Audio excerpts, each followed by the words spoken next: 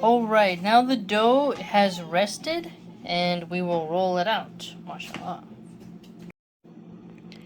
So now that you have the dough ready, you're gonna cut it into fours, take out each piece, and then roll out that piece to make the dough.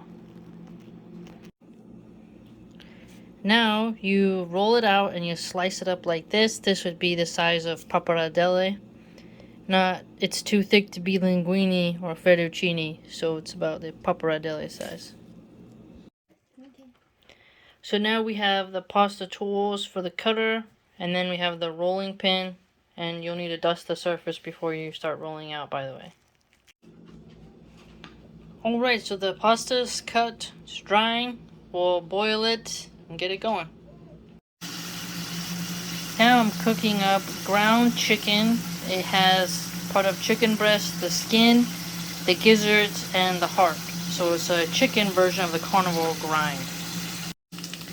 So now we have the chicken cooked to the way we want it, seared on the edges. We'll add the sauce, let that cook up.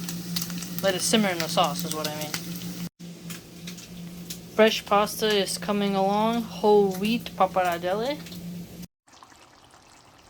The chicken breast, chicken heart, chicken liver, the gizzards, all that good stuff, the ancestral grind, carnivore grind, is simmering in a tomato basil sauce. And this will be combined with a pasta.